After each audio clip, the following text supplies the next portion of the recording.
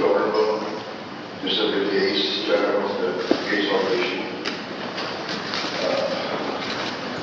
So I'm going to speak first in Indonesian, and then I will translate.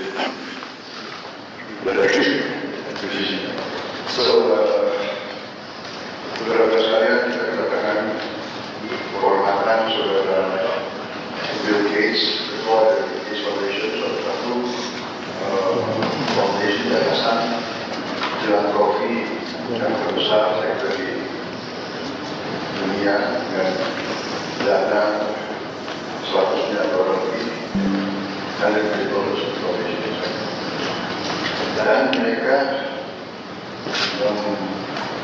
memberi bantuan tiap tahun 9 miliar dolar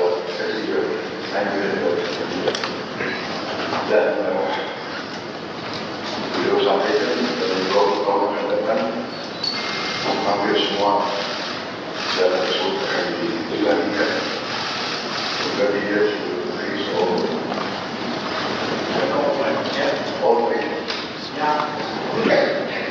semuanya akan diserahkan. Dan inilah apa ya, pendekatan tokoh-tokoh seperti Bill Gates mungkin lebih Pancasila dari kita. Dan ini sesuatu yang menarik. Tadi saya bicara dengan beliau telah memberi hibah ke Indonesia senilai 159 juta dolar, di kesehatan 119 juta, pertanian 5 juta, teknologi 5 juta, bantuan sosial lainnya lintas sektor totalnya lebih dari 12 juta.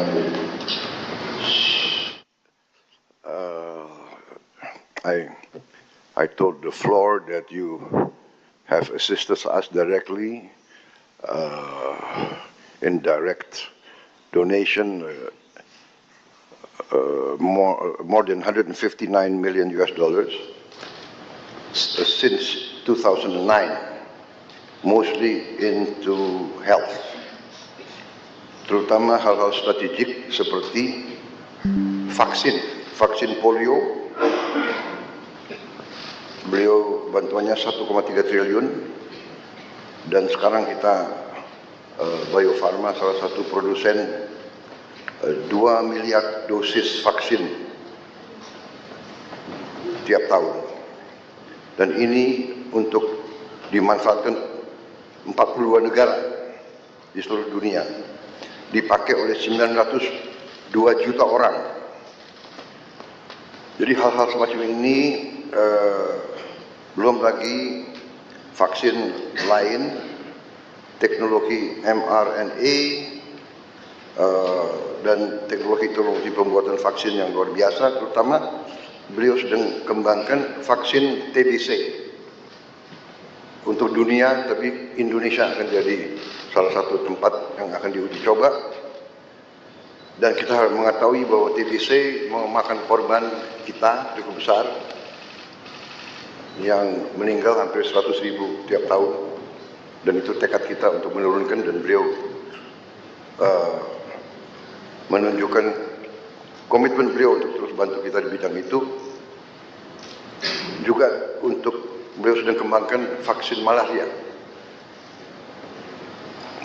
So basically I informed them of all your commitments to help us control these very dangerous diseases that are endemic in our country, and the success of the polio vaccine. And we look forward to a breakthrough in the malaria and TBC, which I think will not be too far in the future. Saya kira banyak sekali yang bisa kita bicarakan, tapi untuk mempersingkat, kita buka saja. Maybe we invite you to give us a bit of your ideas, your vision for the future. And tadi saya sudah sampaikan keputusan saya sebagai Presiden Republik Indonesia karena dukungan beliau, bantuan beliau untuk Indonesia, tapi tidak hanya untuk Indonesia, untuk kepentingan manusia. Saya akan menggelar rapat Dewan Tanda Kehormatan karena saya ingin atas nama bangsa Indonesia memberi bintang tertinggi kita untuk seorang warga negara asing karena jasa-jasanya untuk bantu rakyat Indonesia dan rakyat dunia. I just announced that I've decided to convene our council for the national awards and to award Mr. Bill Gates for his contribution to the Indonesian people and the world humanity as a mark of his commitment, dedication to humanitarian causes. And we agreed that I will try to do it in September in New York during the United Nations season. So I think this is a lot, not a lot, all of us will be in agreement that you really deserve this for your contribution to the cause of humanity. Thank you very much. I invite you now to... Please. Well, thanks everybody for coming. I'm excited to be here and I really appreciate the warm welcome the President has given me. It's an exciting week for me. I had a couple days up in Singapore. The foundation is putting a regional office in there that should allow us to collaborate more closely. The Gates Foundation got started in the year 2000, and so actually it'll be on Thursday after I leave here, I go to New York City, and we'll have a big event to celebrate the 25th anniversary of the foundation and talk about what we've achieved and what our focus will be as we spend the rest of our resources. As you've heard, we mostly work in health, and when I saw that my ownership of Microsoft would be very valuable, I had to ask, what could I do that would have high impact? And I learned about disease and childhood death, and that for many problems like malnutrition or malaria or tuberculosis, there was very little money going into that. The private sector wasn't doing it because the people who were suffering were mostly very poor, and the type of research needed would require lots of money and lots of patience. And so we made global health the biggest thing for the Gates Foundation. Part of that was creating an organization called Gavi, which was funded by us and governments, and has played a role in providing new vaccines to all the children in the world. And in fact, Indonesia is a great example of that because you've adopted new vaccines like rotavirus for diarrhea, pneumococcus for pneumonia. Now HPV is getting rolled out. And Minister Budi is actually on the board of Gavi. He got to know Gavi well during the pandemic when that was a very positive relationship between Gavi and Indonesia. So we're carrying that forward. The basic statistic that always is amazing to me is that when the Gates Foundation was started in the year 2000, 10 million children under the age of 5 died that year. And most of that was because of diarrhea, pneumonia, malaria, or a few things that make children vulnerable in their first 30 days. 90% of the deaths were in one of those 4 categories, and so we committed that we would study those, create new tools, including vaccines, and help get them delivered. And so in fact, the number of children who die under 5 has been cut in half. It's now below 5 million. Now that's 5 million too many. And actually in this region, including in Indonesia, that cut in half is true here as well. So it's been an amazing time period, and there's many new tools coming. You know, we need a tuberculosis vaccine, and in fact the trials for a tuberculosis vaccine have started, including with the strong relationship here in Indonesia. We have 2 of the sites where we're testing that vaccine are here, and that will help us know how well it works, and then that'll be a benefit to the entire world. You know, so we're doing those trials in Africa and India and here. Very excited about that. TB is a great example of a disease that, because the rich countries don't have the disease, it just doesn't get hardly any money for diagnostics or drugs or vaccines, and so that's been one of our big focuses. You know, lots still to do in health. You know, Indonesia is very serious about malnutrition, and we have a number of proven tools like what we call multiple micronutrient supplement that pregnant mothers can take instead of just taking folic acid and iron. They take a pill that actually has many vitamins in it.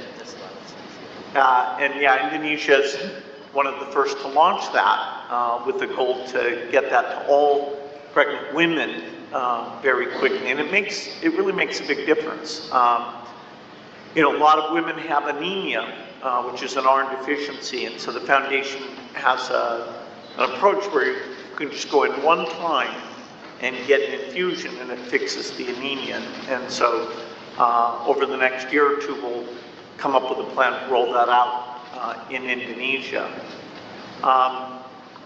You know, so a lot still to be done in health, but the innovation pipeline is very strong, you know, including in low-cost medicine. And of course, as we address infectious disease, where we still have this work to be done, you know, then we also need to start working on heart disease and diabetes and other diseases where the tools will be inexpensive.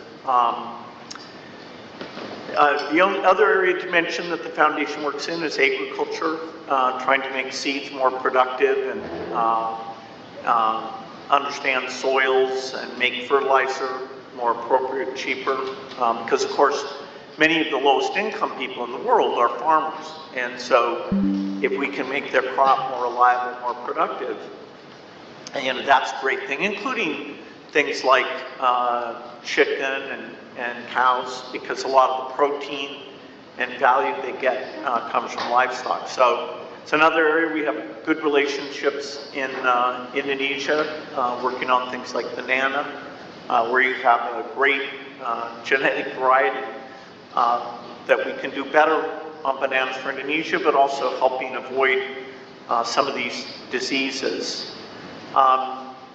You know, the Gates Foundation loves to encourage philanthropy, and you know, I think philanthropy can be a very powerful force. Of course, it's not a substitute for the private sector or business. It's actually quite small compared to those other 2. And yet there are things like piloting new ways of doing education or piloting new medical tools where philanthropy can come in and do it in a unique way. And then if it works very well, over time, you know, government will change the educational approach or the health approach. You know, so, you know, and philanthropy can be a lot of fun. It can be very high impact. And so we've had collaborations, not just with the government, but also with some of the philanthropists in Indonesia. Dr. Tahir's worked with us over the years, the Tenodo Foundation, the Tahia Foundation, a number of you, and we look forward to expanding that. Philanthropy is growing quite a bit. For example, today in India, about half of the work we do is with philanthropists in India. And it's kind of a perfect combination because we understand the global science very well, and the local philanthropist understands how you communicate, how you work with the government. They can go and see, is it really working, is it not working? And so these collaborations, I'm hopeful that we'll have more of those in the future. Even though there's a lot of challenges in the world today, some of the aid budgets are being cut in the rich countries because of the Ukrainian war and other challenges.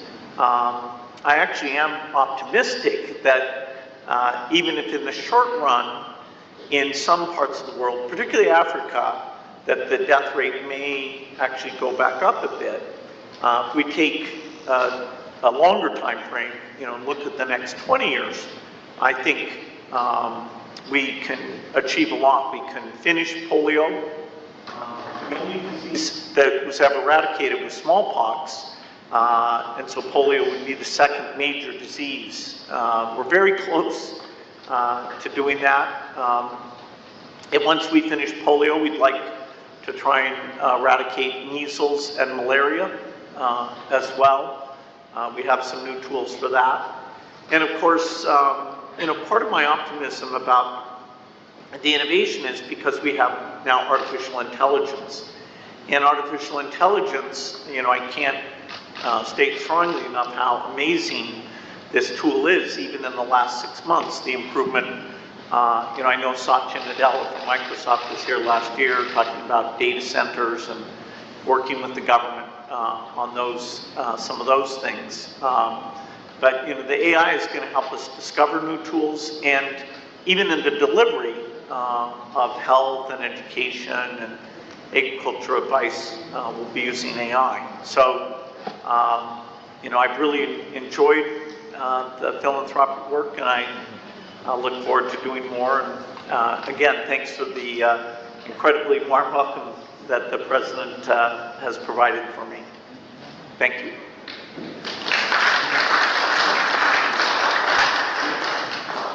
Mungkin ada yang mau menyampaikan pandangan atau pertanyaan, saya persilakan.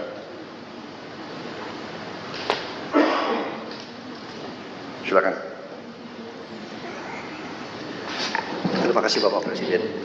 Well, first of all, thank you, Mr. Gate, for your contribution to Indonesia and also to the world. Under the direction of Bapak Presiden, actually, as a Minister of Investment, and also at the same time, I lead the CEO of Bandara, which is our newly established sovereign wealth fund. And actually, yesterday morning, we had a discussion with your team, because in Danantara, we also setting up the Danantara Trust Fund, setting up Danantara Trust Fund, and on the internal discussion, we are committed actually to put 1 to up to 2.5% of our dividend payout ratio. So if you look at the number, actually, every year in the Danantara Trust Fund, we are going to put every year at least $100 million. $100 million, and for the next 5 years, even 5 to 6 years, if you look at the number, actually we will pledge to put up to $1 billion in the Danantara Trust Fund. So there's a potential collaboration with Gates Foundation also, because we are looking also in the same line of industries such as education, health, sanitation, and poverty alleviation. So again, there's potential collaboration, and we look forward get your feedback also on this. Thank you. And ladies and gentlemen, I'm working with Pak Rosan basically because every year I have a 1 billion rolling over grant for all institutions, and most of them come from the Gates Foundation. like Global Fund. Yeah. And that is where I learned that in developed country, the philanthropic funding average is 2% of. So the potential in Indonesia with 1.5 trillion GDP is 30 billion US dollar per annum. However, many Indonesians would like to give, but the money is taken through Indonesia, but through other countries. Because during COVID, I received a lot of grant from Pak Mukhtar, Sinar Wijaya, from Tanoto Foundation, but through other countries. The reason is because we don't have a trusted entities, because trust cannot be forced, it has to be earned. So that's why I talked with Pak Rosan, maybe we can establish, copying what Temasek Trust has, creating a Danantara Trust. And I wish Pak Bill, you can sit at the board with Pak Ray Dalio, your friends, because Pak Ray Dalio and Bill Gates also sit at the board of the Chinese philanthropic education. Pak Rosan have the ample of money as a catalytic functions, and I believe all of our friends here can contribute also, and you can also help to contribute. And Pak Gates have a systematic management that can help us earning the trust for these people so they can start giving the money to us. Thank you.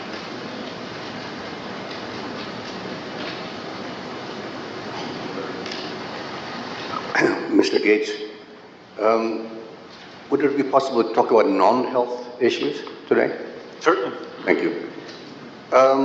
My understanding is that you're very interested and you've invested a lot of money in renewable energy. I've had several meetings with one of your partners, Edward Young, who is one of your partners, I believe still is one of your partners. So I'd like to know your thoughts about nuclear energy.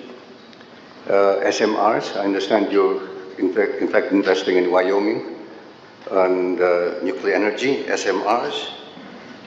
You may know that our government is going to embark on a very ambitious nuclear power generation program. The second thing is on nature-based solutions. I'm very much into nature-based solutions and environmental issues. Reforestation basically is my passion. Wildlife, and through wildlife, reforestation and restore habitats for wildlife. So I'd like to know what you wanted to do and where you're going with your nuclear and your views on nature-based solutions. Thank you.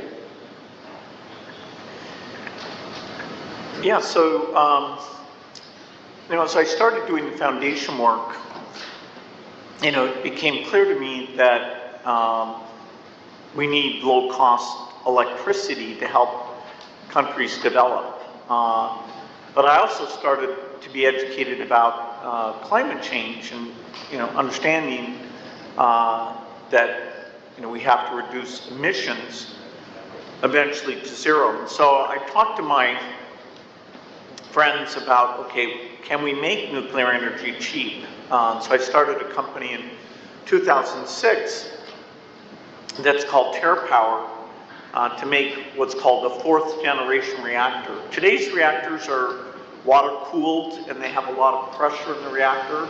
So they're a bit complicated, so often the cost can be very high. And so I thought it's very hard to start a new design, but that would be a huge benefit. And so now it's taken longer than we expected. We started out as being a joint venture in China, and then the US government decided they didn't like us working in China. And so we had to change, and actually now, as you said, we're building our first reactor in the United States. There's a lot of countries that really need nuclear energy. And so we have to make it cheap, and we have to show that this new design is extremely safe. And places like Japan, South Korea, France, the UK, they have in their plans a desire to use nuclear energy. But right now the plants are expensive. And so we are hoping, as we build 20 of these reactors, the cost can be very low. Part of that would be through a very strong partnership we have with some companies in South Korea. Hyundai and SK are investors in this work. And so in 2030, that first reactor will turn on. And so during that decade, we would hope to build over 30 gigawatts. If it's okay, I would like to welcome Mr. Gates. My name is Arini Subianto. I'm from Persada Capital Investment. In fact, I just met with Microsoft last Monday, Microsoft Education, and I asked them what can they do for Indonesian education. I'm primarily working with a few CSRs within my work, and we learned that we really need to address the quality of teaching, because otherwise there's no way for us to increase the quality of education if the teaching faculties are not standard. And I learned from the Microsoft team that you actually have the Copilot AI, which enables self-teaching for a lot of teachers or teaching faculty. And the question that I asked on Monday, which now I'm going to address to you, is there any way that we could actually collaborate more and give more? Because I would like to actually knock on doors. Buat bapak-bapak di sini to everyone that's present here, because the government will not be able to do it alone. The private sector needs to actually contribute in eradicating illiteracy and improving the teaching quality. Hence, we can actually achieve higher order thinking. Unfortunately, that is the biggest hurdle that we experience in finding new talent in employment. And I heard Bapak Presiden had pushed for the AI learning and everything. Unfortunately, we don't have the infrastructure in terms of the brain capacity to even think properly to create simple tasks. So I wonder if we could actually use your Copilot to be deployed to around Indonesia, using the hands of CSRs, because there's no way we can do this alone. No way one party can do it alone. Using the tools of everybody's CSRs, as you said, nobody trusts to give money to people they don't know, like Pak Budi had said, and I completely agree with that. So if they know everyone that sits here and actually working for the same cause and the same vision, the basic need that we need is to help our teachers, teaching faculties all over Indonesia, from maybe -10 to become -5, -5 to become 0, and hopefully the more elite education could become more global standard. So it's a very big question, but that's basically the essence. Thank you. Yeah, so, obviously I think, if you've got two things that help the future of your country, that health and education, would go together. The healthier the kids are, less stunting, malnutrition, the more they can be educated, and then of course the more they're educated, then their economic output allows the government to put more into health, and you get this virtuous cycle. If you look at education statistics in this region, the two exemplars would be Singapore and Vietnam.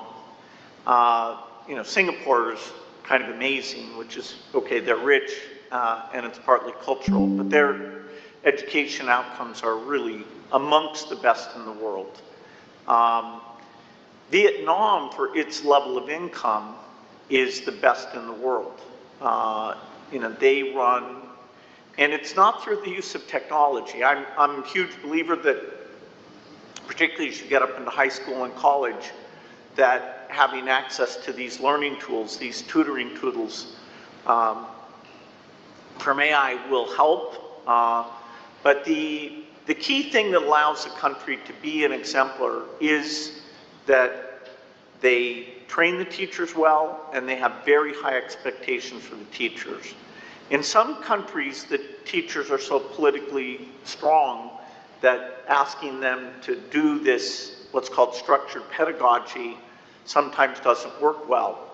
Our education work is a very small part of the foundation, only about 4%, and most of it's in the US, but we have some partners in India. Ashish Dewan, who's actually a board member of the Gates Foundation. And India's a good story because 5 years ago I would have said to you, India is not very serious about education because the measurements, they weren't paying attention. But really in the last 5 years, they're adopting new practices, including structured pedagogy. They're seeing very good improvement from quite a low level. But they're willing to look at the bad statistics and say, oh no. And they have a lot of interstate competition, whereas if one state's doing something well, the other states are like, oh no, we have to catch up. So I think they're, even regionally, there's a lot that can be learned. Then you do want to connect into AI. The Gates Foundation funds a group called Khan Academy that does an AI called Khan Amigo. And they've had a few philanthropists, like some in Brazil and some in Mexico, that have gone to them and said, okay, we'll fund bringing that technology to our country. So, that would be a possibility. But, I wish I had enough to do both health and education in a serious way, but we're 90% health. But I'm totally aligned with you that education will be important, and now AI will finally help us with that.